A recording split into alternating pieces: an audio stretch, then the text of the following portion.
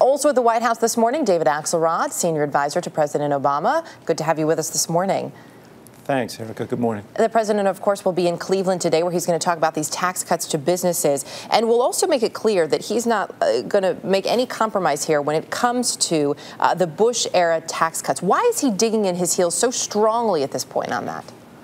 Well, let's be clear what's going on. The tax cuts were scheduled by the last administration to expire at the end of this year. What the president is saying is we have to continue and make permanent the middle class tax cuts. The middle class has treaded water and lost ground over the last decade, and they need the help, and that's good for them and good for our economy. What we can't afford is another $700 billion in tax cuts, to borrow money for $700 billion in tax cuts for millionaires and billionaires. And that's primarily who those tax cuts will go to. The average millionaire gets a $100,000 tax cut. More than half those tax cuts will go to people making over $8 million a year. And if we had that money, that would be fine. But to borrow that money in order to give them those tax cuts, which no economist believes will have a great effect on the economy, doesn't make sense. It is a fairly small portion of the population.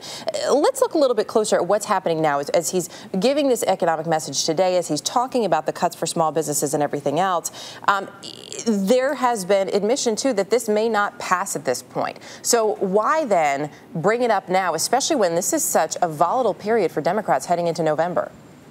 Look, I don't think the American people are sitting there with poll numbers at their kitchen table. They're sitting there with bills. They're sitting there with a pile of concerns about their future, about their jobs, about their children's future. The president's job is to continue to push and promote policies that will move our economy forward. When he took office, we were losing 800,000 jobs a month. We've had 8 straight months of private sector job growth, not enough to make up for the jobs we've lost in this recession, but we have to move this forward and accelerate this. And what we can't do, Erica, is go backward, which is what the Republican Party is suggesting. Their campaign committee chair said we want to go right back to the policies that were in place before this president. Well, we lost 4 million jobs in the 6 months before this president took office. We can't afford to go back to those policies. And this has been consistently the Democratic message, and we've talked about it a lot on this program, that the message now is we can't go back. But there was a recent poll out, in fact, just as early as this week, that found 58% of the public look at the Republicans and see that their policies would actually be different than President Bush's, and they're looking at that as a change.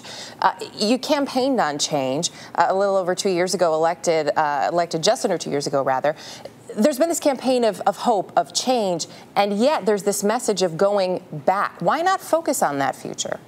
We're in a position now in the next 8 weeks where people are going to make a choice. They need to understand both ends of that choice. And I am quite familiar with the statistic you raised, and we obviously have to inform people as to what the Republican Party is proposing. But as I said, their own campaign chair said we want to go back to those policies. When John Boehner was in Cleveland a few weeks ago, the man who would be Speaker if the Republicans won, he chastised us for a law that would save the jobs of teachers, firefighters, and police in this economic emergency, and pay for it by cutting tax breaks for corporations that ship jobs overseas, that reward them for shipping jobs over the seas. Nothing says more about our differing values than that one statement of Mr. Boehner's. We can't go back to those policies. Those are the policies that crashed our economy and lost 8.5 million jobs. We will have to leave it there this morning. David Axelrod, thanks for your time.